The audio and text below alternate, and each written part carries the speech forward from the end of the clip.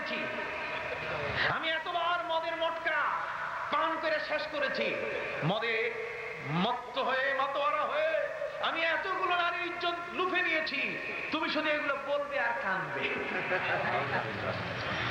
মুসলিম শরীফের হাদিসের মধ্যে আছে, ওরে এই ধরনের কোন মানুষ যদি তার নিজের পেছনে কান্নার জন্য কাউকে রেখে যায়, ওই মুহূর্তে মহিলা বলে, আমার মুনিব যিনি মরেছেন তিনি এত বড় মানুষ, তিনি এতগুলো মানুষকে হত্যা করেছেন, এতগুলো নারীর ইজ্জত নষ্ট করেছেন, তিনি কত বড় বাহাদুর। তখন ফিরিস্তারা কান ধরে জিজ্ঞাসা করে, ঠিক আছে কিনা কও। ইন্নাল মাইয়িতা ইউআযাবু বিবুকাই আহলি। হাদিস শরীফের মধ্যে আছে যে ওই ব্যক্তির নামে যেভাবে কান্না হবে, ফিরিস্তারা কবরের মধ্যে মুর্দারকে ধরে তার কান ধরে বলে যে ওই কথা যা বলতেছে ঠিক আছে কিনা কও। বিপদের কথা, এই জন্য বলছেন কেউ মারা গেলে না কান্নাই উচিত। আবার কেউ কেউ বলেছেন যে না, ভালোবাসার কান্না, আবেগের কান্না এটা বড় ভালো জিনিস, কিন্তু তার জীবনের কীর্তিকলাপ নিয়ে মর্সিয়া করা, কীর্তিকলাপ নিয়ে বাজে কথা বলে খণ্ডন করা, এটা জায়েজ নাই, হারাম। হাদিস শরীফের মধ্যে আছে, ইদা উকবিরাল মাইয়িতু আতাহু মালাকান, যখন মানুষ মরে যায় তখন কবরে মৃত্যুর পর থেকে তার আখিরাত শুরু হয়ে যায়। কবরের মধ্যে দুজন ফেরেশতা আসে, একজনের নাম মুনকার, অপরজনের নাম নকির। মুনকার আর নকির দুজন ফেরেশতা এসে তাকে প্রশ্ন করে, মার রব্বুকা, তোমার প্রভুকে, তোমার লালন কর্তাকে, ওয়া মা দীনুকা, তোমার ধর্ম কি, ওয়া মান হাদার রাজুল, তুমি কি ওনাকে চেনো?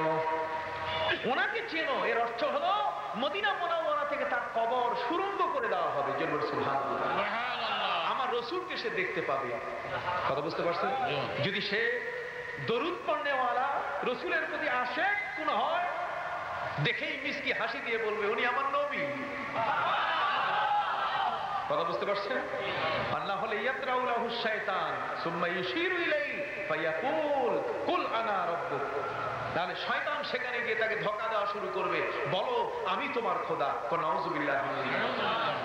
ভাইরা আমার, এই কবরের মধ্যে দুজন ফেরেশতা প্রশ্ন করে, এই কবরের মধ্যে দুজন ফেরেশতা প্রশ্ন করে, আমার নবীজি বলে গেছেন কবরের খবর তিনি জানেন। আমার নবীকে আল্লাহ এমন জ্ঞান দান করেছেন, তিনি বলেছেন বুইস্তু মুআল্লিমান, আমি শিক্ষক হয়ে আগমন করেছি, এই পৃথিবীর কারো ছাত্র হয়ে আগমন করি নাই।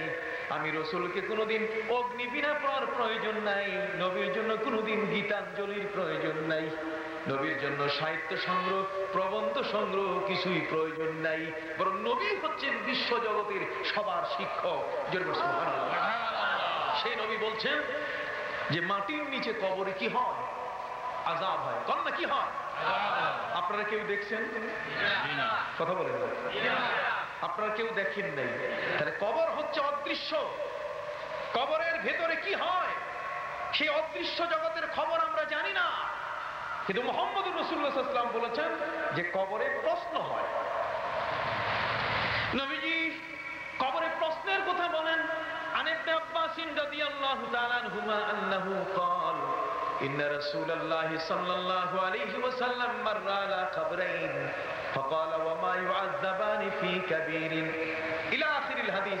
হযরত আব্দুল্লাহ ইবনে আব্বাস রাদিয়াল্লাহু তাআলা আনহুমা বলেন যে নবীজি একবার তার উষ্ঠির উপরে রওনা করে একদিকে যাচ্ছিলেন। এই ধরনের একটা প্রান্তর মাঠ, সমতল ভূমি, নবীজির উষ্ঠি মোবারক বসে গেল। রাসূলের বাহন যখন কোনো জায়গায় বসে যায়, সেখানে কোনো না কোনো একটি ঘটনা ঘটে যায়।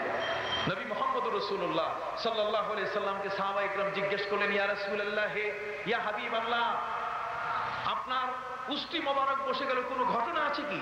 নবীজি বলেন, তোমরা দেখো তো এই সমতল ভূমিতে কিছু দেখা যায় কিনা। সাহাবায়ে কেরাম বলেন, হুজুর কিছুই দেখতে পাচ্ছি না। আমার নবীজি বলেন, খোদার কসম করে বলছি, এই সমতল ভূমির নিচে এখানে দুইজন মানুষের কবর আছে। কয়জন মানুষের? সবাই বলেন।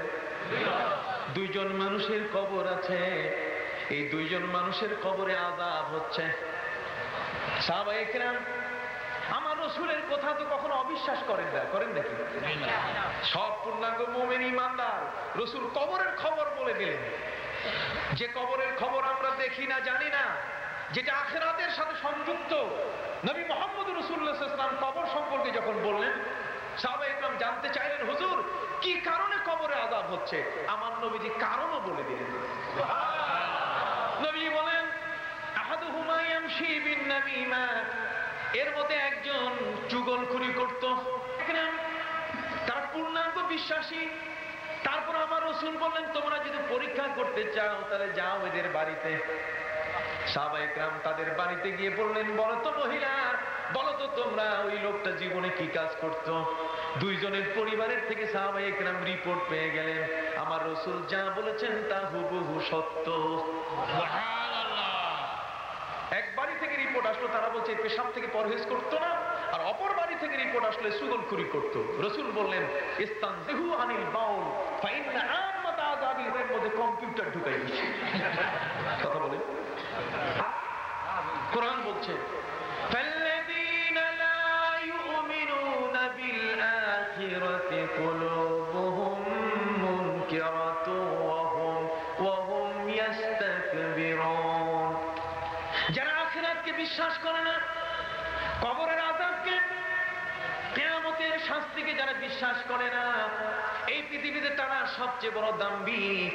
ওই দাম্ভিক যারা, ওই আমেরিকার চালিকা শক্তি ডব্লিউ বুশ আজকে মুসলমানের বিরুদ্ধে যতগুলো কাজ কারবার করছে, মুহররমে যে কারবালা সংগঠিত হয়েছে 10ই মুহররম, ঠিক একই কারবালা করার পায়তারা করছে।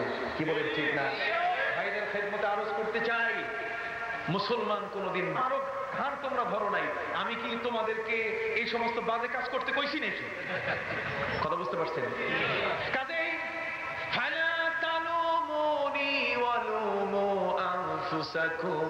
পৃথিবীতে তোমাদেরকে আল্লাহ বিবেক দিয়েছেন, আখিরাতের এই বিরাট চিত্র কি তোমাদের সামনে নবীরা বলে নাই? তোমাদের সামনে কি তাফসীরুল কোরআন মাহফিলে আলোচনা হয় নাই? পৃথিবীতে মুসলমান কারিমে 30 পারা কোরআন আছে। কত? 30 পারা। আখিরাত সম্পর্কিত যতগুলো আয়াত আসছে সবগুলো কি যদি একসাথে করা যায় তাহলে 7 থেকে 8 পারা কোরআন শরীফ হবে। কত? 7 থেকে 8 পারা। তাহলে 7 থেকে 8 পারা, এইভাবে 7 থেকে 8 পারা কোরআন শরীফ শুধু আখিরাত সম্বন্ধে। কেন? এই জন্যই আখিরাত সম্বন্ধে, যেহেতু আখিরাতের ভয় যদি মানুষের অন্তরের মধ্যে দেওয়া না হয়, মানুষ যদি আল্লাহর শক্তিকে প্রকৃত অর্থে যদি বুঝতে অক্ষম হয়, তখন সে ব্যক্তি হয় স্বৈরাচারী। বলেন না, কি হয়? আখিরাতের ভয় যদি মানুষের অন্তরে না থাকে, তখন এই পৃথিবীর লোভ লালসা তার জীবনকে বিপন্ন করে দেয়। বুঝতে পারছেন কথা? এই জন্য আজকে বিজ্ঞানীরা পর্যন্ত তালাশ করা শুরু করেছে। ওরা এখন কবরের মধ্যে আখিরাতকে ধরতে গিয়ে কম্পিউটার দেওয়া শুরু করেছে। আশ্চর্য ব্যাপার, কম্পিউটারের কি রেজাল্ট হয়েছে এটা শুনবেন কিনা? কথা বলেন না।